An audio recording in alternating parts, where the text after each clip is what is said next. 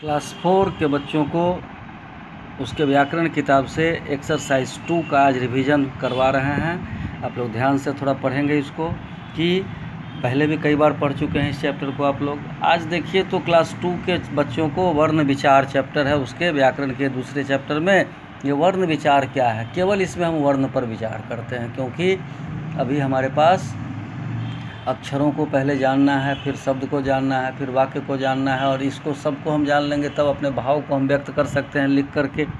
तो यहाँ देखिए कि वर्ण किसे कहते हैं। तो वर्ण की सबसे बड़ी परिभाषा, सबसे अच्छी परिभाषा है कि मुंह से जो कोई भी हम आवाज़ निकालते हैं वह वर्ण कहलाता है। ये समझने के लिए है, लेकिन सैद्धांतिक रूप से किताब कॉपी पर लिखने के लिए तो क्या कहते हैं, भाषा वर्ण। भाषा क्या है, वह वर्ण क्या है, भाषा की सबसे छोटी इकाई है। मतलब क्या, इकाई का मतलब एक तो भाषा बोलने के लिए जब हम कोई भी शब्द बोलते हैं, शुरू करते हैं, तो पहला शब्द जो होता है, शब्द का जो पहला अक्षर होता है वह वर्ण से शुरू होता है, और इस तरह से एक शब्द बनते हैं, हमारे विचार बनते हैं। तो भाषा की सबसे छोटी इकाई को वर्ण कहते हैं, और इसको हम तोड़ नहीं सकते हैं। इस तरह से वर्ण भाषा की सबसे छोटी इकाई है।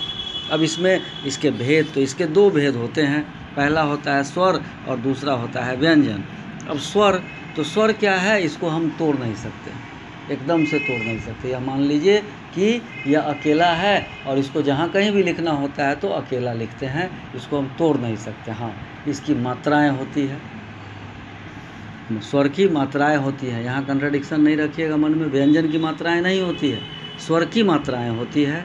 जब जैसे हम क लिखते हैं व्यंजन में और उसमें हमको आ लगाना होता है, तो उसमें सिर्फ एक लकीर खींच देते हैं उसके दाहिने तरफ, तो वो का हो जाता है। तो इस तरह से स्वर की मात्राएं होती है, व्यंजन की मात्राएं नहीं होती है।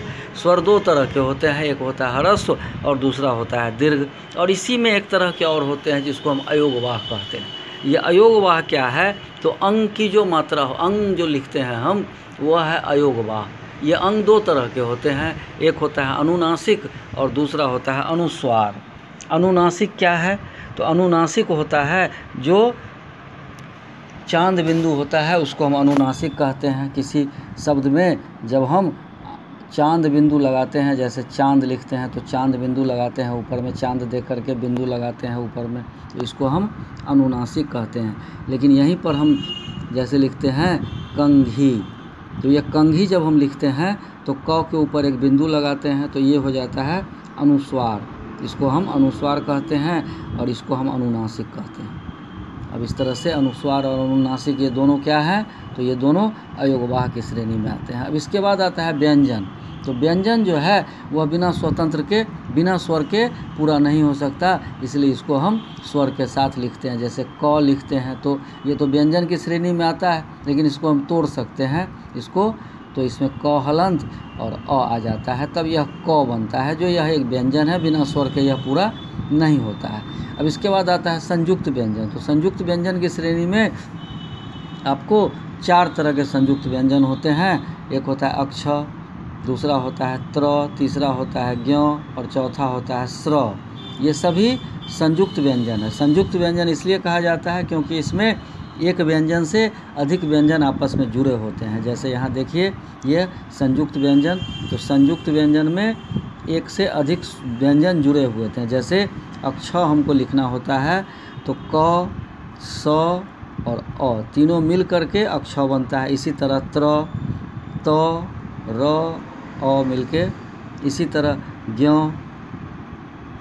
ज, य और अ मिल करके, इसी तरह स्र, तालब श, र और अ मिल करके, तो इस तरह से ये संयुक्त व्यंजन होते हैं। अब स्वर की मात्रा, तो स्वर की मात्रा में आक लगाने के लिए, हर्षी लगाने के लिए, दीर्घी लगाने के लिए, इस तरह से आप किताब में देखेंगे तो आपको मिल जाएगा।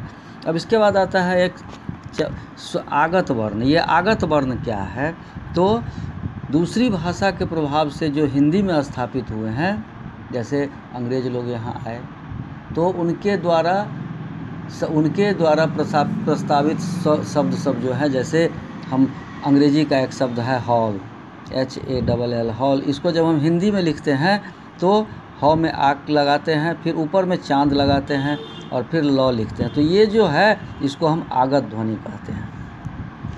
इस तरह से आप लोग अब इस चैप्टर को पढ़िए और दूसरे दिन आपको इस चैप्टर के वर्ग कार्य अभ्यास कार्य को मैं बता दूंगा, फिर आप लोग पढ़ें।